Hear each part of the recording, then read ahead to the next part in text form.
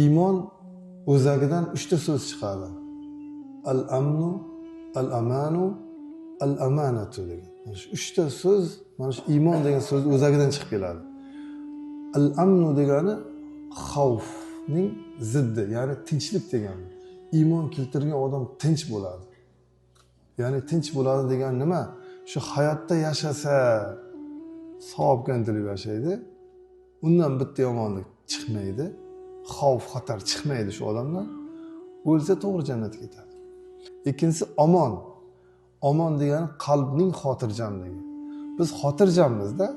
Boyagi gapda payg'ambarimiz so'zlari bor-ku, yaxshilik kelsa xursand bo'lamiz, shukr qilamiz. Ne'mat kelsa, yomonlik kelsa, xafalik kelsa, sabr qilamiz. Ikkovida ham savob olamiz. Biz xotirjammiz. Nima kelishidan qat'iy nazar xotirjammiz. Chunki hammasi shu dunyoda qoladi, oxiratda jannatga kiramiz. U yerda muammo ham yo'q, xafachilik ham yo'q, qalbdagi bir xiraliklar ham bo'lmaydi. Hech narsa yo'q qiyinchilikka doir. Uchinchisi omonat. Demak, iymonli odamda omonat bo'ladi.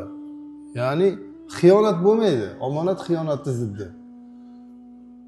Ya'ni payg'ambarimiz bitta so'zlari buni bizga sharhlab beradi. La imana liman la amanata lahu. Omonati yo'q odamning iymoni ham yo'q.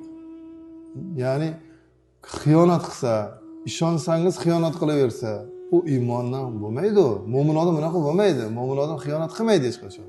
Mana shu bitta iymon so'zidan 3 ta so'z chiqadi. O'zagidan uchovi ham, lekin men sizga hozir vaqt qisqaligi uchun buni oyatlar, hadislar bilan bu o'zimizda insoniy gap emas. Oyat, hadislarda shu so'zlarni, shu o'zaklarni sharhi kelgan.